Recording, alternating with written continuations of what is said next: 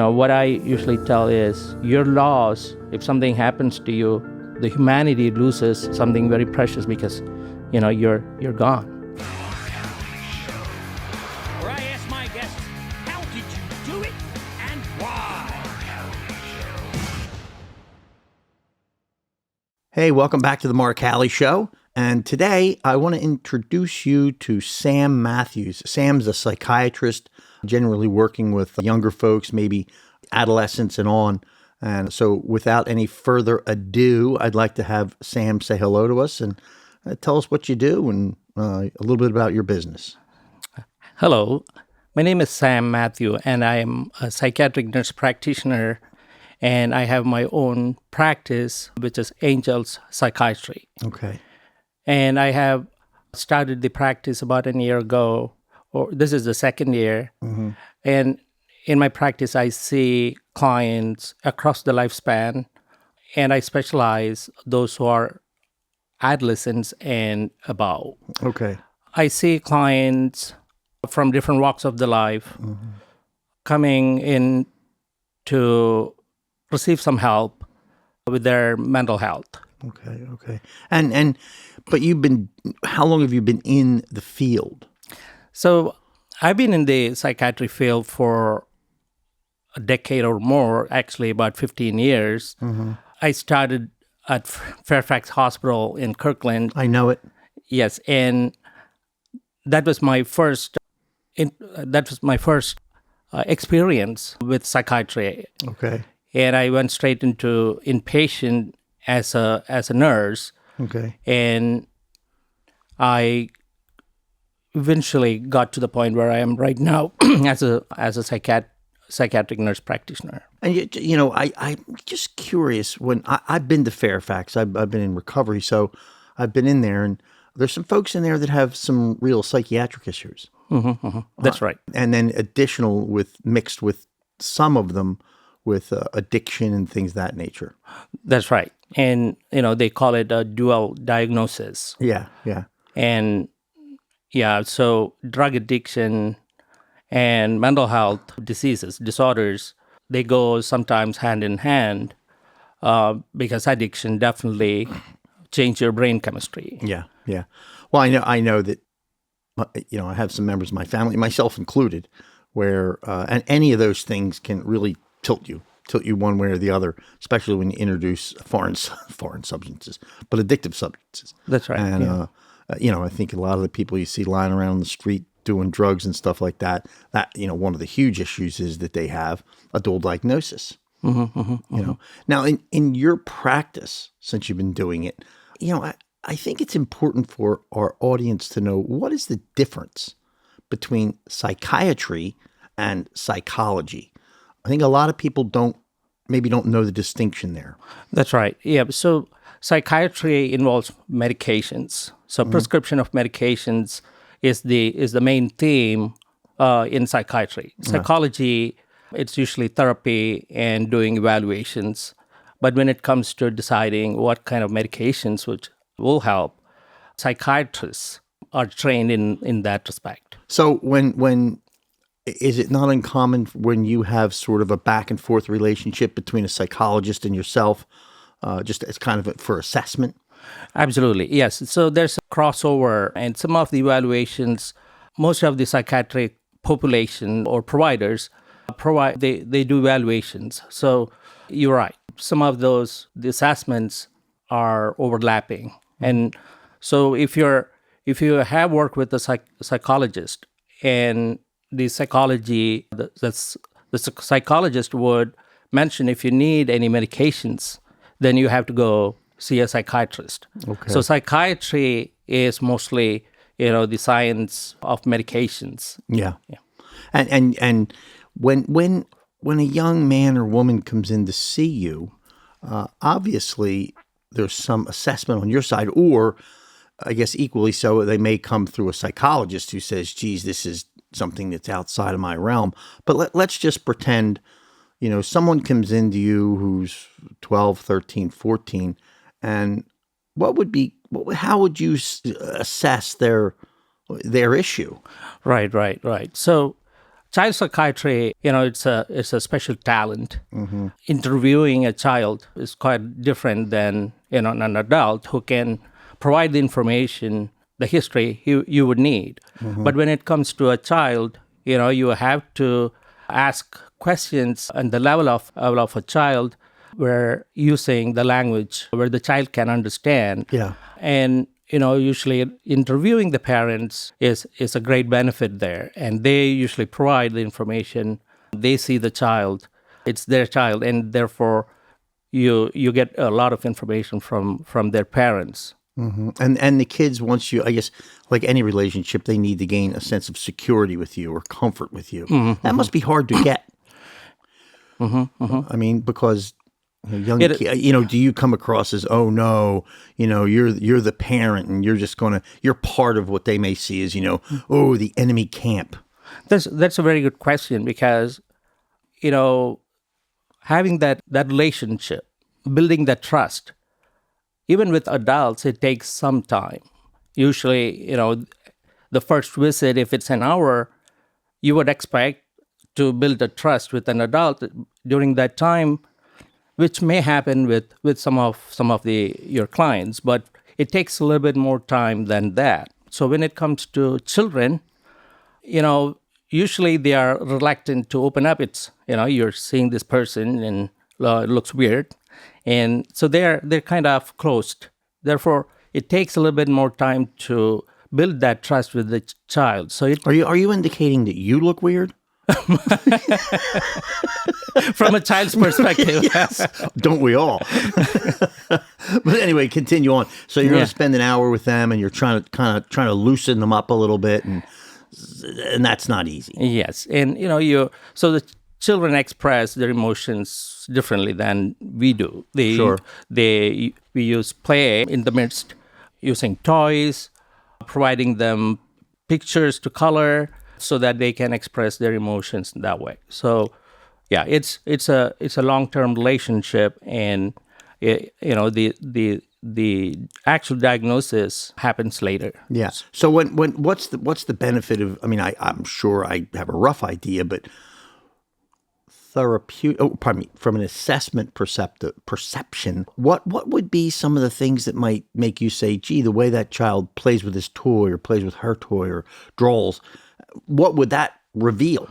That's right. That's a very good question. So some of your emotions, which is disruptive, maybe in a classroom, would be anger. The child might be expressing anger. And what he does with the toy when he's angry is to throw it at other people or at another object. Sure. So you would see how that play is conducted. How does that child treat that toy? Is he focused? Is he relaxed? Is he showing the emotion? Is he holding the toy close to him as if he needs comfort? So you see that expression towards the toy. And you also, if the child is not well, then the play is not happening, or the child throws away the toy, that there's no engagement there. Okay. What about the drawing or crayons? I mean, what would you see there?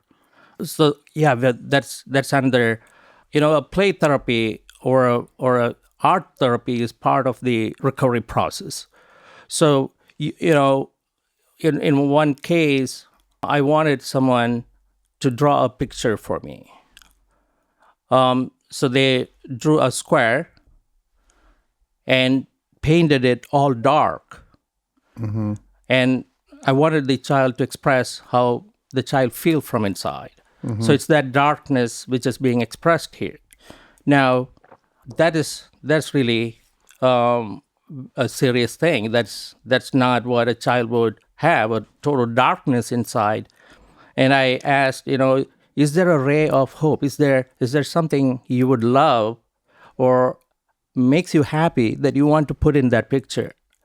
So the child took a brush and put a dot of white paint there, showing how much of happiness that child has in its life.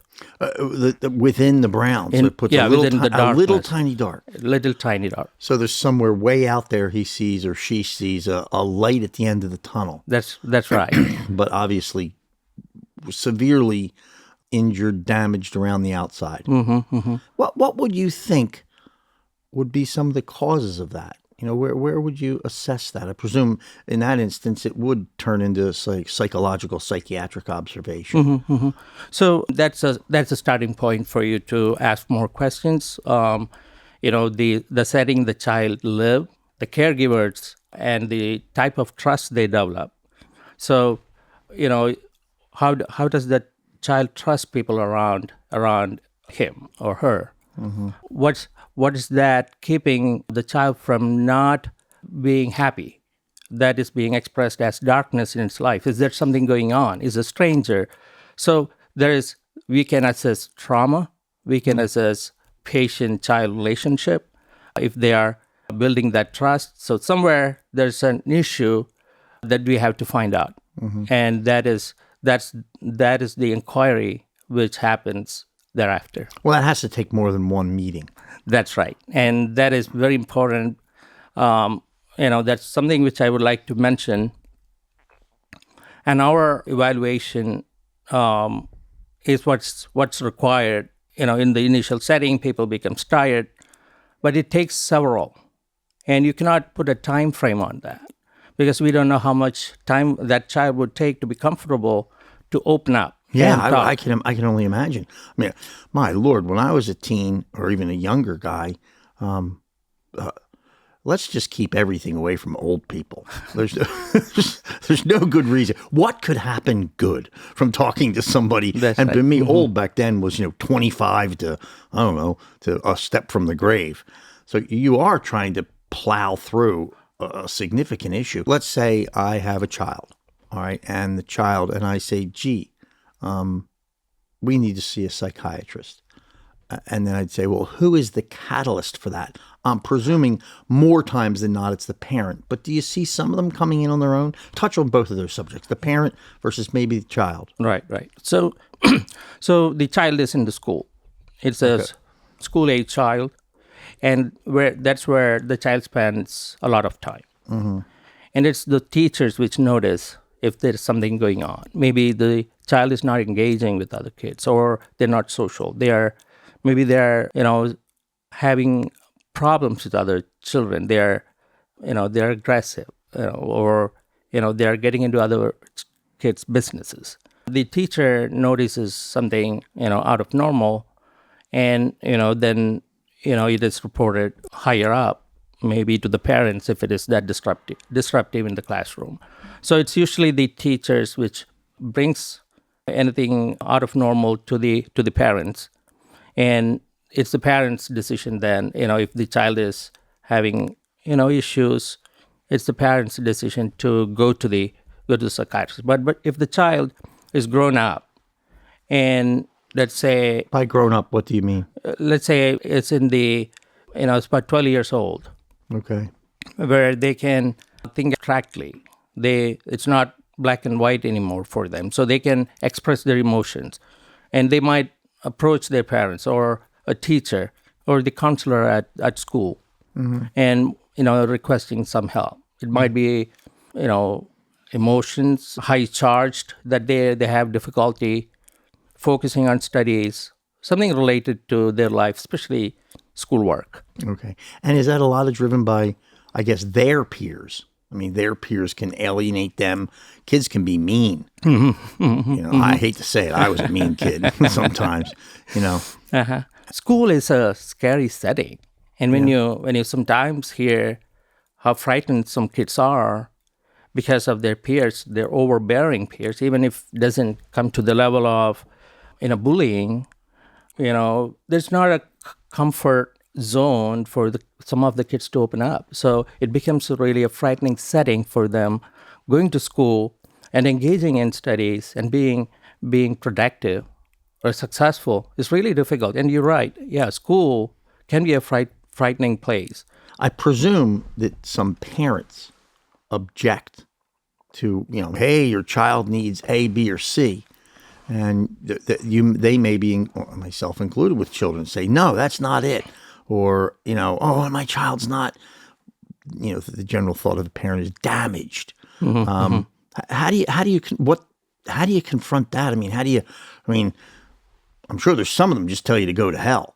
But we'll just give us a little insight into the parent and the interaction with the parent. Right. So the words we use is very important when it comes to engaging with the child. There are words which adults can only understand, and the child put its own imagination to that word that it cannot understand, that he or she cannot understand. Therefore, engaging with the child, having this relationship is important. This is for the teachers. Go see a psychiatrist or a psychologist. That instruction can be scary. Why would my child do that? He or she is fine at home. I don't see those problems at home. So why should I do?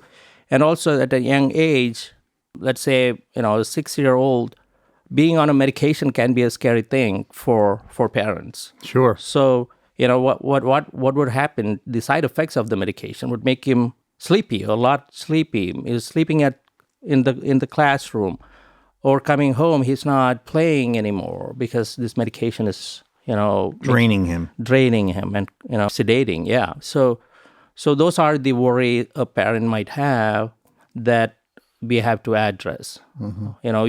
Usually they weigh the risk versus benefit and see, how much of an issue is being created or the child is facing, or it being disruptive in the classroom. Yeah. Okay.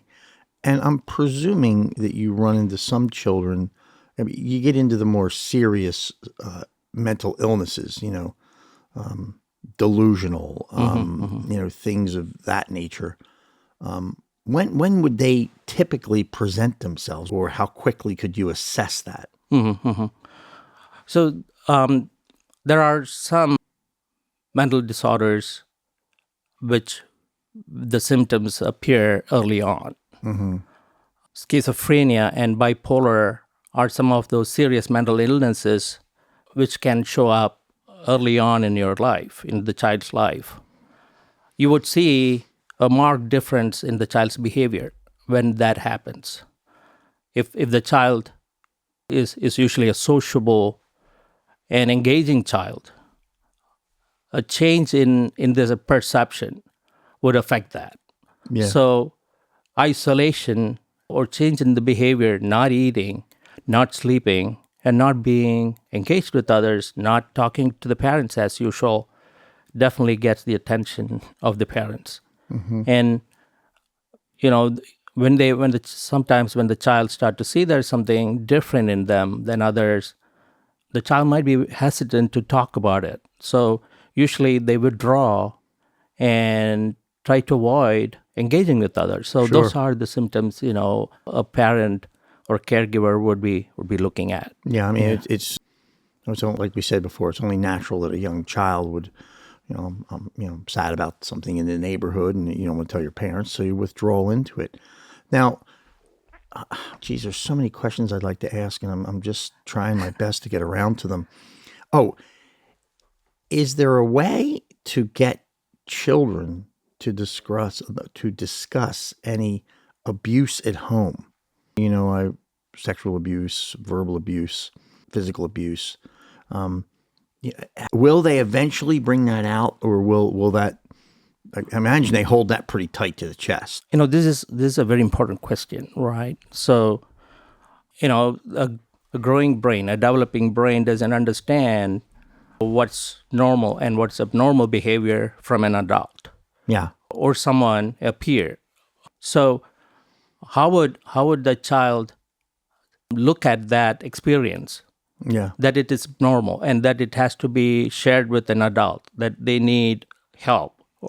So abuses go unnoticed in many families, in many children's life, And it is later in their life that they can think about it and start to share, unless the abuse is so significant, that's becoming physical, that it's noticeable, for those who spend a lot of time with the kid, maybe a parent, maybe a teacher in the school, or someone else. Yeah. So the visible marks, or the child's pediatrician can look at that and He got say, bruises on his body. Or yes, something so to that very effect. visible ones. Yeah. Yep. And then I'm presuming some of that leads to legal action against the parents. I guess you have some responsibility to trigger that. Yes. So protecting the child is so important. You become their advocate. You have to protect your client. It is in their interest and in your interest. You have to have a healthy child grow up. So it's usually calling the child protective services in those situations and asking, this is an investigation, that you're suspecting this. And they have the authority to interview the parents and, those who are close to the child. And even if the child is able to express or reveal or talk about it. Yeah. So yes, definitely, providers does have that responsibility. Because I think child protective services, for better or for worse, gets a bad name sometimes. Like, oh my gosh, they're going to come in and make some assessment and swoop my child away, and I'm sure there's quite a bit of that. Would you agree with the child protective services that there's a lot of maybe, I don't know, just irresponsible or poor assessment, or I think you know what I'm getting around to. So, so they are part of our community to help the child, right? They are part of our system that they can go out and do an investigation. They can ask questions. They're not in the first instance coming and taking your child away. So consider them as part of the team that you're trying to help your child. And it is in the best interest of the parents and the caregivers to have them come and ask the questions, because sometimes parents doesn't know what's going on. Oh, yeah, that's a good point. Yeah. I for some reason I hadn't thought of that it's out. Well, like you hear so many with priests or older people that kids gain a comfort level with. I guess there's all this, if you don't do this, I'll tell your parents, and so on and so forth. So I guess I had, for some reason, I hadn't thought about the outside influence on that. And then how would that manifest itself in a kid? So, well, first off would be physical abuse. That might be something. And I'm presuming, but is there anything when you're talking to a child that you would be able to draw that observation without the child saying it? Right. That must be, if possible, I don't even know. Yes. So if pain is involved in the abuse, the child will be fearful about this person, doesn't want to talk, doesn't want to be around that person. If a guest, a friend, a family friend is visiting, and then the child, if it's affected by that person, there's a behavior change there. You want to be curious and see what's going on. So going back to the comment you made, how would the kids express? Do they actually, come to the parent and talk about it? And, so probably that doesn't happen. As I mentioned before, the child doesn't understand what's right and wrong and what should be told to the parent, unless there is a lot of physical abuse going on, that the pain is an issue. They might share their story with their peers. That's a good point. Yes. So, and then the story doesn't stay there. So it's floated around, and then there's something going on. It comes into the attention of an adult. Then questioning or finding the truth becomes important if something is going around. But that's going to be, again, that's going to be coming out of somebody like the schools. Or obviously, you're not going to sit there and, have a whole bunch of kids come in, 10 of them come in and say, yeah, I bullied them, yeah, I smacked them in the head. I don't think anybody would do that. What's your most common diagnosis that you see with younger children? And in turn, how do you, just in general, you see it, obviously you pick it up. And so first off, what would be the most common?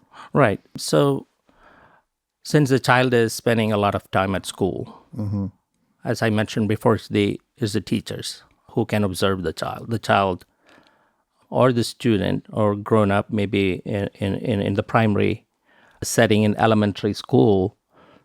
They're not doing their work. So it's most of the time, they come in because the kid's grades are not good, or they had a good grade, then later it's going down. So the parents are concerned about it. They want to see what's going on, and then they want to consult with a provider, usually their pediatrician, who can actually diagnose. So many of the mental health issues with kids are diagnosed by a primary care, a pediatrician. Yeah. So it's in special cases where the child need more care or multiple medications or an extended period to try different meds. That's when they would need a specialist. So that's when not to speak poorly of pediatricians, I suspect they're drawing conclusions relatively quickly, given just the general state of our medical crowd. That I know from friends of mine that you have very limited time with a patient. And many times I've had friends of mine say, "I wish I could have spent more time. I really just didn't get the time by the nature of my job to spend the amount of time with a person." So, do you think it's safe to say that the explosion of Ritalin was because it was just, or if maybe you disagree with it, but to some extent you just have general practitioners and they're saying, yeah, this is it, and they're giving it and they think they're doing a good job, but now they're giving it way more than they should. I'm presuming you see that. Yes. So there are more than one factor in starting a medication or not starting a medication or having a misdiagnosis or not being diagnosed. So yeah, time is definitely an important part in it. Most of the time, what I see is that they're reluctant to start a medication for many reasons. So for cases they have to spend more time, they refer out. So there was a time when every child who has some attention problem probably would have started on Ritalin or some stimulant of that sort. But with more education and awareness, it has changed considerably. Yeah, I know that. Yeah. I mean, I know people who've been on it and said, it was fantastic. What always got me was, so a kid has or for that matter, an adult, attention deficit. And now you give them a stimulant.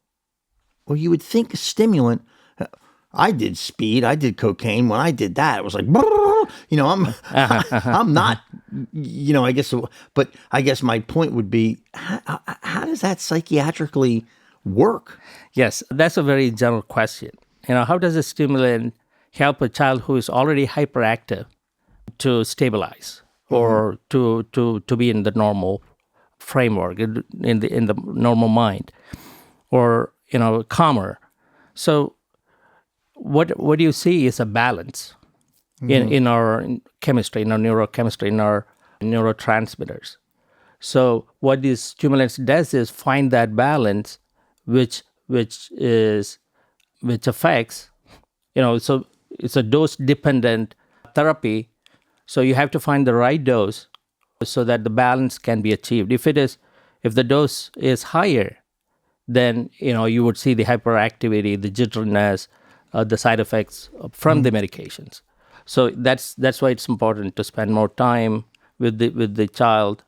Start a low dose of medication, then adjust it as the child can tolerate it. Okay. That's a very good question. Yes. Yeah, I know, because it's just such a big thing. And I know that people, I mean, I know the kids now, crush it and snort it. And, it's a big thing now amongst the teen group.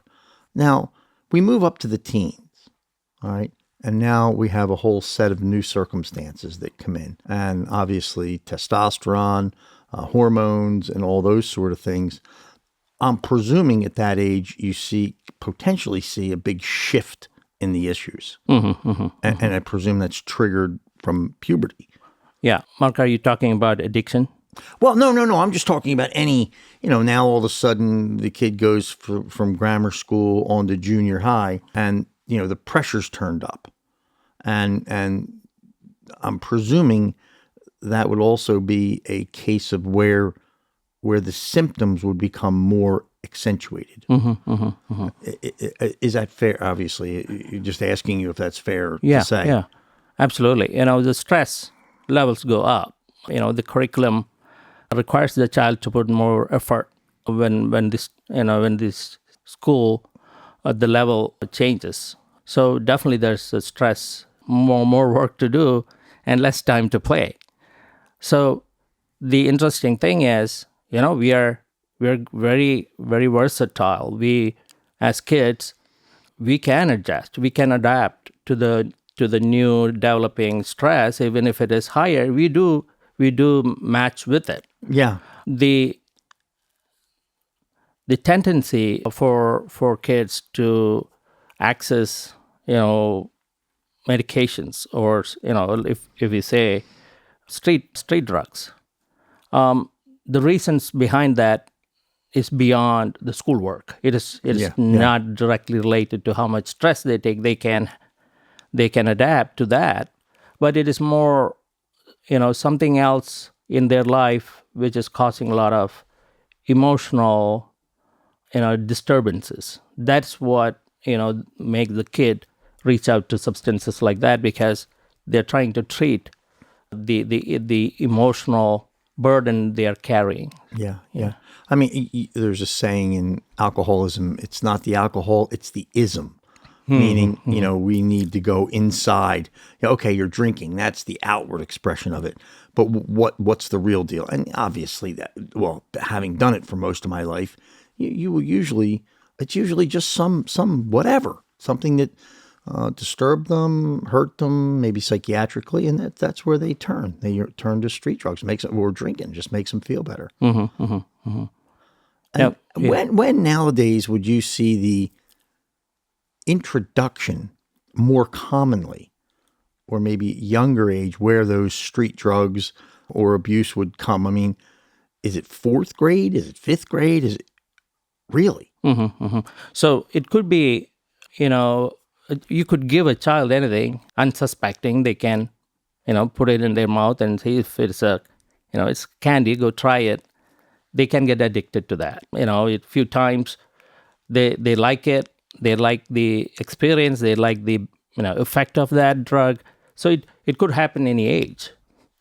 When do they actually go out and seek will be dependent on their circumstances, their environment, and school. We have to mention here, because kids spend a lot of time at school. It is that setting where the drug peddlers can focus. Yeah. So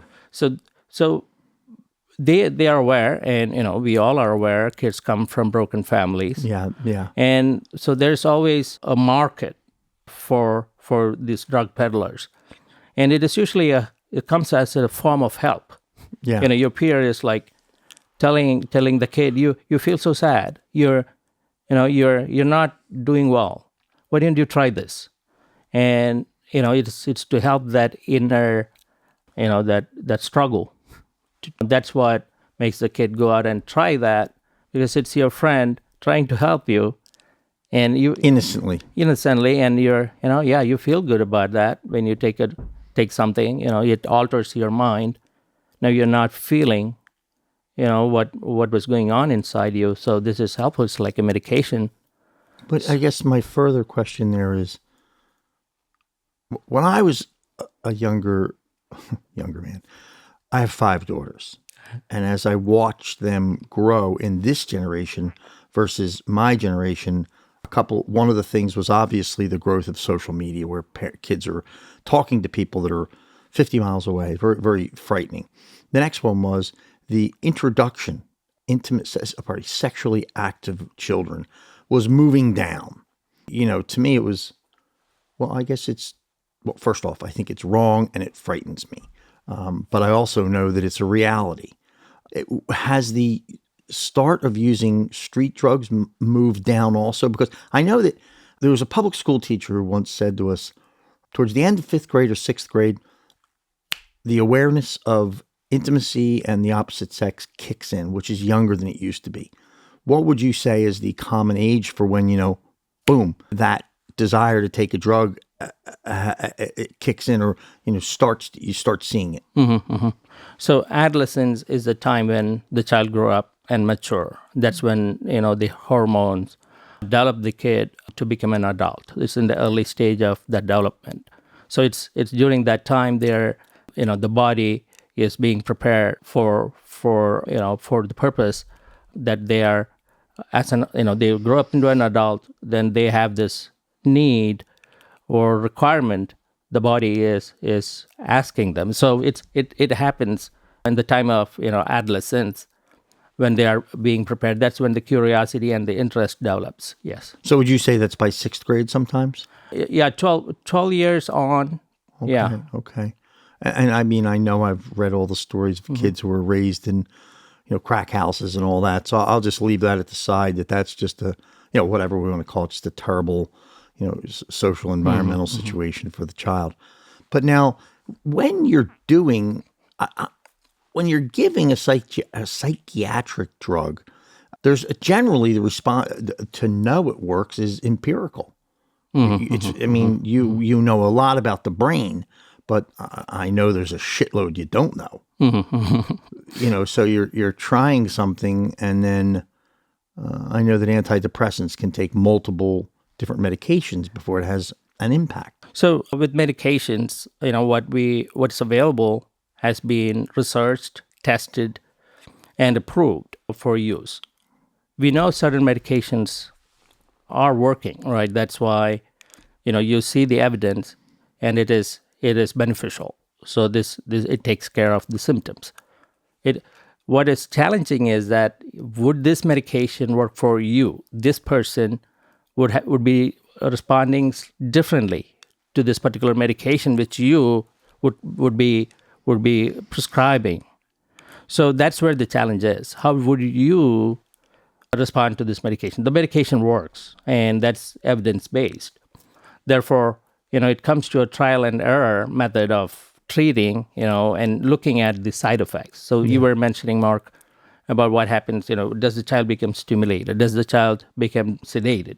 So those are the things, that's concerning for a prescriber to be watchful about. So looking at the side effects is important. Yeah. I know for me, I've taken antidepressants, and, it's not uncommon that a couple swings and, you don't always catch them, and it can be quite upsetting because they take some time to kick in. So if you're struggling with, depression, anxiety, it's just can be very much a setback, like, oh, it didn't work, and great pain. I'm presuming that's the same with kids. Now, let me jump over to another subject, one that obviously is a huge subject today, is sexual orientation. And I'm presuming you see quite a bit of that. Yes, not quite a bit, but I have clients, having euphoria or confusion about their sexuality. Yeah. So this is very, very real. Yeah. It's not thing of novelty that the child wants to try, one or the other thing.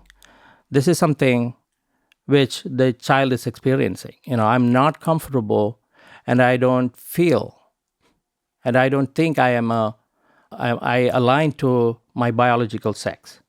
So I don't feel I'm a boy or I'm a girl, and therefore, I'm not comfortable in my body. Okay. So it is, how you think and feel is very different than what your biology is. Yeah, so this is very real, and we have evidence, and why some of the kids and people go to that extent that they would do self-harm, and in the extreme cases they take their life. Yeah, So yeah. so this is so important for them that we understand that this is the real thing. Cutting and things of that nature is the self-harm. Yeah, that can be just extremely frightening. I mean, I know kids, and when you cut yourself, what is it? You just like having, I don't know. I mean, I have a feeling for what it is. Is you feel true pain, or what is that? So why would someone do such a thing to their body? Now, when someone is doing that, when they're cutting or doing some self-harm, they get a response from it. They get a feedback. They can feel their body. They can have some pain that where they can attach themselves, or they get this numbness because of that heightened emotion. They get disconnected from the body. I cannot feel it. I feel frozen. So, am I alive? I'm so numb. I have this emotions taking me out of my body, and I need to know if I am still in my body. Yeah. I So, mean, it's just this. Well, now I think I kind of understood that a few times, where it's just all of a sudden, I am a human, and this is a stark way of showing it. right. I cut myself, and it's like, whoa, that really hurts, and an awakening thing. But circling back to sexual orientation, do you think there's a fair amount of kids that are going that way because it is just potentially trendy for the moment to be that way? Or do you think most of it is real?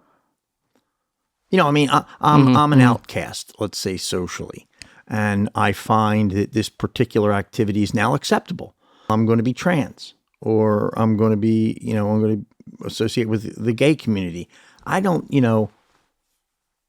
I guess because of the awareness, or you see people who attach to that just so it's a novelty.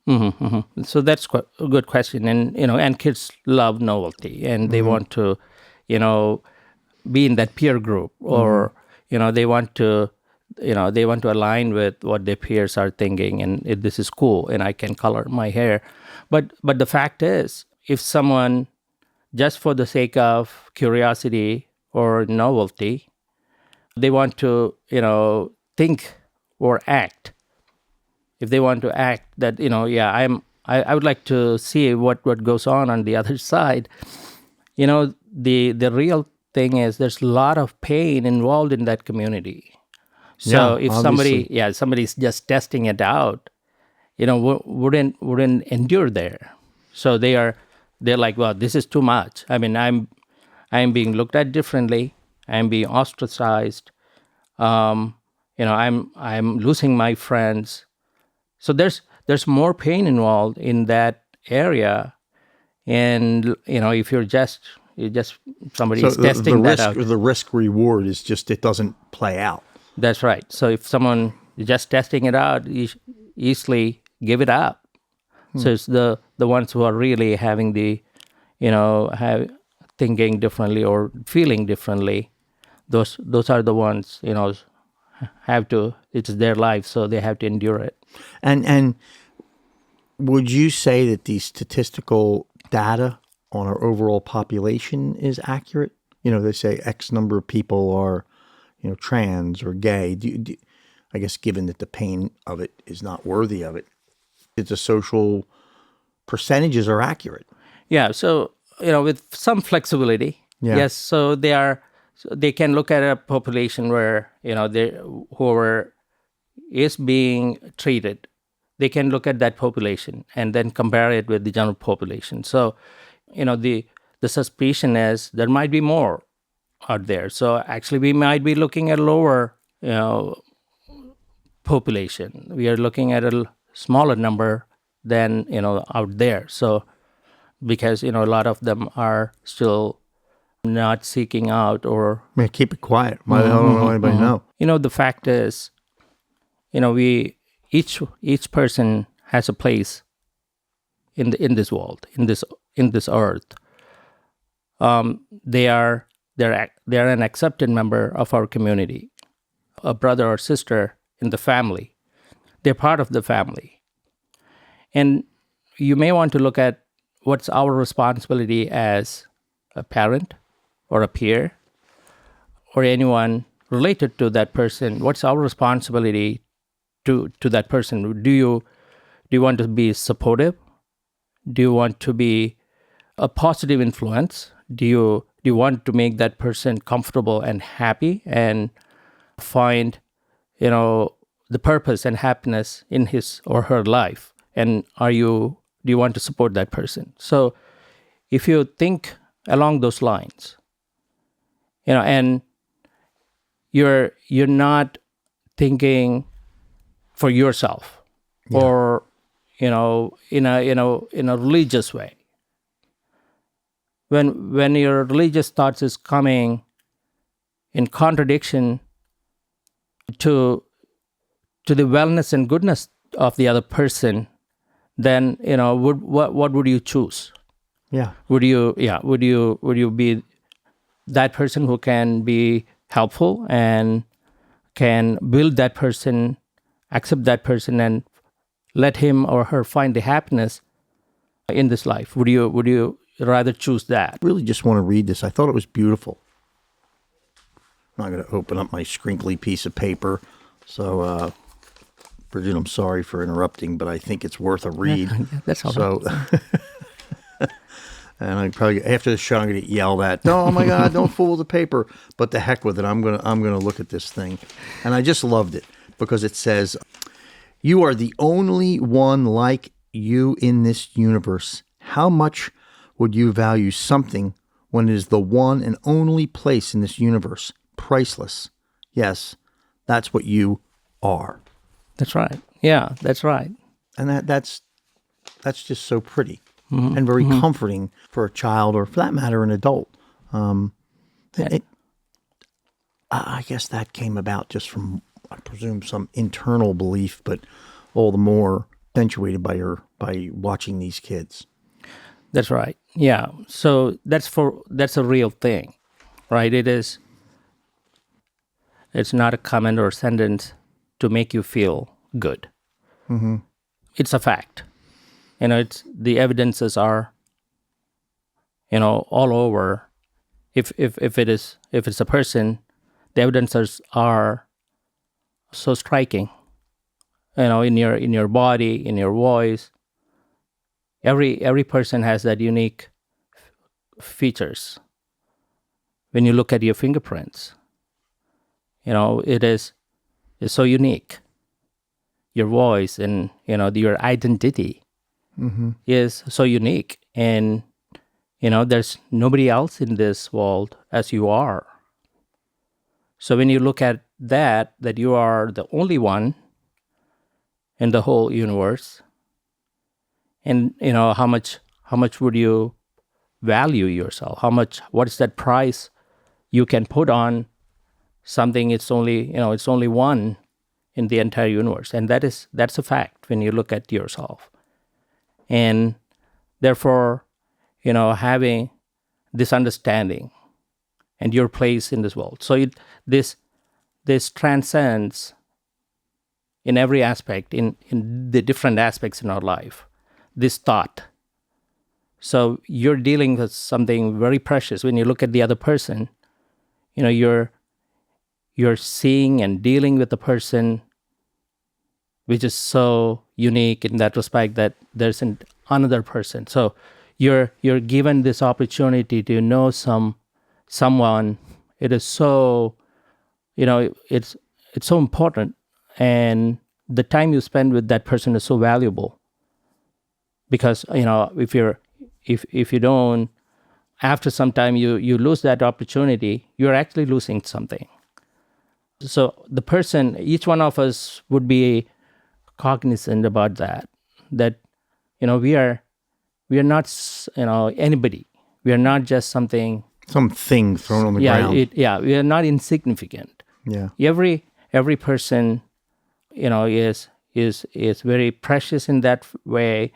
And you might think, why should we be marked, or why should we have that symbols or that proof in us that you can think, yes, it is just me, like myself in this universe. There's no other person. So what I usually tell is, your loss, if something happens to you, is the loss of the humanity loses something very precious because you're gone. Yeah. Is it fair to say Sam Matthews did not come to this earth with the name Sam Matthews? Yeah. So what is your natural name? yeah, exactly. That's the question I was waiting for, and that is. Well, I thought, well, let's get through some of the really pertinent stuff. It can't be Sam Matthews. Yeah. It's like, what's your real name? Yeah. That, I get that, right? So interestingly, when you look at, the Indian subcontinent, it was exposed to many seafarers. Yeah. So the Spanish, and of course the British, French, everybody, Portuguese, yeah. everybody has put their imprint on the places they have visited. So Christianity was spread and taken, different parts of the world, and Christianity came to the Indian subcontinent with the merchants, and you'll be surprised to hear that my grandfather's name, from my maternal grandfather's name, is Sylvester Mendes. Yeah, so it's not It's got Spanish or Portuguese flair. So you would wonder, how come that name, came into, your family. So most of these names who are Christians in India take names from the Bible. Yeah. So Samuel and Matthew. Yeah. So being a Christian, I was born in a family where my mom was Catholic and my dad was Protestant, and therefore the name, came from, it's just a biblical name, and they named me that. So Samuel, your born name. Wow. actually, there's an interesting story behind that. Mm-hmm. So I was named Samson, and when you look at the biblical character, Samson and Goliath, and very very strong person. But unfortunately, I was a sick child. I had asthma from childhood. Therefore, my dad thought this name won't fit me, the sick child. So Samson became Sam. She shortened that up. That's not a bad idea. I mean, maybe not the greatest idea, but and so wow, Catholic and Protestant. There was a time when they were, they were not friends. Right. Yeah. So was that marriage to some extent frowned upon by the generations above, or any of that sort of thing? So it was definitely it was different than the social custom where Catholics marry Catholics, Protestants marry Protestant. But so two people came together and made this decision that they will choose and follow their own faith. So, in that relationship, they had that freedom. Okay. So mom and dad, understood it was important, faith was important for them, and agreed that they will, follow their own practices. I joined the Indian Air Force before. Joined the Indian Air Force. Yeah. Wow. So at a young age. Wow. Something unexpected, actually. Yeah.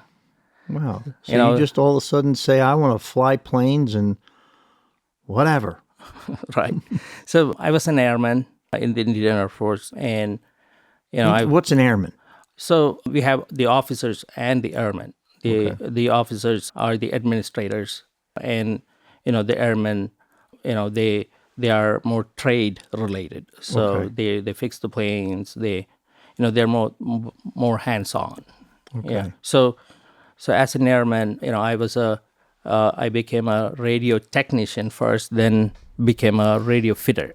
Okay. So you have an electronic degree, and that is taught. So wait, did you get an electronic degree through the Air Force, or were you prior to that? Yes. So a telecommunication diploma, electronic telecommunication diploma, was awarded after the college there. Yeah. Oh, wow, that's pretty cool. So you get free education, and they expect you work for them.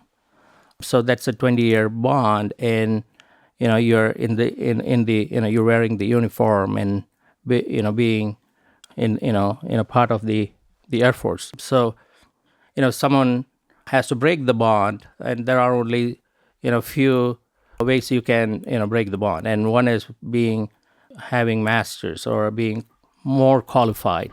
Yeah. That they cannot find a job for you there, so you will be let out. And that's where you had gotten. That was the motivation behind going and getting the master's in English. And then, so now you come here, and I know your education continues. But now it's not psychiatry. Yeah, that's right. Where are we? Where are we now? Yeah, so 20 years ago, or I would say about 24 years ago, you're coming with this. You came to America, being with your family, visiting, being part of your extended family, and you're trying to find a job, and you would expect, you can find, a decent job where it pays well with your masters. But unfortunately, at that time, like 24 years ago, we didn't have the current system where you could evaluate your degree, which was later. It happened later. So I had to begin my new schooling in America by starting the GED. I know that. Yeah. I read that. The GED sending you. Wow. So now, woof, that's a little bit of that's humbling. Yes, it is. Yeah, and a lot of work. And then, what was your degree there at that point in your life? Still in the English? Yeah, I had a master's in English literature. What helped me find, my first career or job in America was the telecommunications diploma I got from Air Force. So I became a test engineer with a French electronic manufacturer company called Alcatel.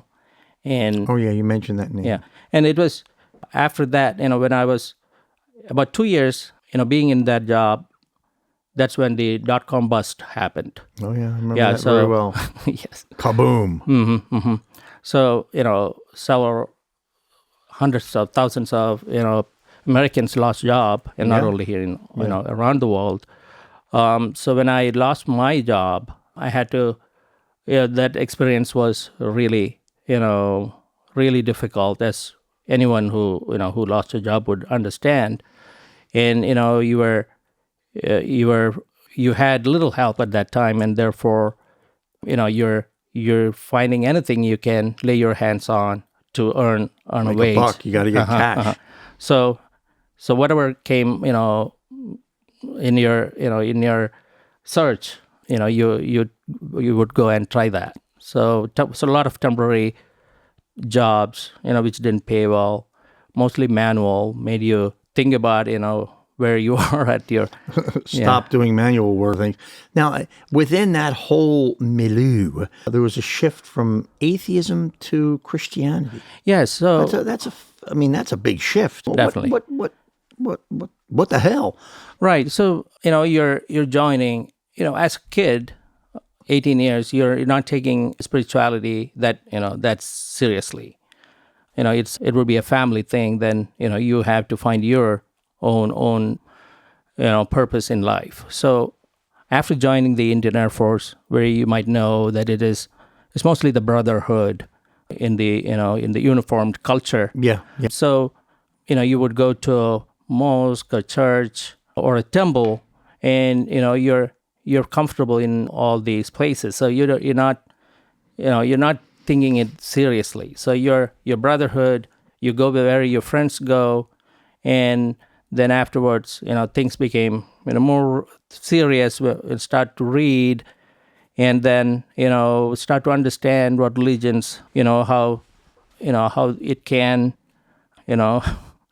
color your mind, and sometimes the effects are not very good. Therefore, you get to a point where is religion after all, something healthy to have in your life. So that's when you start to think, even if there's a God who exists, but you see all the pain and the starvation in many, in many countries, children going without food, women treated badly. So when you look at all those things, you're like, well, if there's an all powerful God, well, he's not doing his work he's not very looking down well. on us. Yeah. So that made me think about God, and finally decided, there isn't anything like that, and become an atheist for some time until your questions start some answers. So you have these questions about the future, about our existence, and the answers and the questions which come from it start to be answered, and those answers came from the Bible, that what we see in the future, what we see now, how our perspective is, within a time frame where we decide, but the future is beyond what we can see, and you get the answers about the future, about our destiny as a human family. Then you get answers to that. Then you cannot deny, or there's there's a God who exists. Yeah, that's my. I believe in a God. I think because of my, I always say I put the sword down, and that being that I'm not slashing against any institutionalized religion, and I also came to appreciate that Catholicism did do a lot good for me. I have not been able to attach institutionalized religion to my life. I do attach belief that if I don't have an access to a God, that I will not be able to perform in our culture. And when it comes to helping people with addiction, I believe that's my calling, coming from somewhere. But no, that's not. We don't need to argue that tooth and nail. So right now, that is actually correct. How could I apply my spirituality in my work or my profession or career? So when you look at how psychiatric is, the approach to the psychiatric interviewing, you're asking questions about the person's biology, that's your medical background, your social setting, where you live, how you interact with others, what are the influences from the society, the social setup. Then, of course, you're asking questions about, your mental health. What we left out was spirituality. So I think majority of the people, spirituality is part of their life. For some, it would be a higher purpose. For some, it would be, thinking about something higher than themselves. Nature, for worshiping or taking care of nature, for them is the spirituality in their life. There's quite a few people that do that. Yes. So, in psychiatry, sometimes, approaching that part of somebody's life has to be, because it's a sensitive issue. There can be conflicts. You have to approach it very carefully. Religion, asking about their spirituality, has to be tread upon, very, very, very circumspect. But let me go back. You moved into the industry, so you made this change. Now all of a sudden, Sam's like, blink, I'm going to go into the psychiatry world. What was the catalyst for that? So, I never once thought about me helping people, with their mental health. I never thought I would be a provider. You're as an outsider, you're looking, into mental health, which is what you see the serious mental illnesses like schizophrenia, and you're looking that as all mental health problems are similar to that. So you're approaching, or you're looking at psychiatry, with a fear in your mind. So that's not something which you would, voluntarily choose. So what happened is, I moved from Texas, Dallas, to Seattle because we had some like-minded friends where we could study the Bible together. So that was motivation for me to move. And, the first job I got was, as I mentioned before, at Fairfax, Kirkland. It was available. Just grab a job there. Yeah, so just took on and, wanted to survive. And I couldn't, go without mentioning this nurse who has actually drawn the path for me. Her approach to the people, to the patients she had, changed my, understanding and perception. And, so she would during her shift, she would come out, lay the table for the patients, and set the dinner for them and be with them. So she was fully involved with that personable mission, the communion, and being out there for them, engaging with them, that kind of personality, which attracted me. So that created an interest. And then as time went by, my mom had dementia, and when I was mentioned that. You mentioned that. when I was caring for her and needing that help, for her behaviors, it was not very easy for me to find someone, a provider to get that help, because the waiting, was for. Okay, so now we're going to wrap this up, and we're going to say goodbye to you. All right. That's okay. Yeah. Thank you. Yeah, I appreciate it. Yeah. Anyway, let's say this. Sam, why, just why? In your final reach to this point in your life, why'd you do all that? A lot of twists and turns. So, you don't set a boundary or a limitation for yourself that prevents your own growth. So if your circumstance and, the setting you are demand that you change, then, you have to be welcoming that and adapt to that.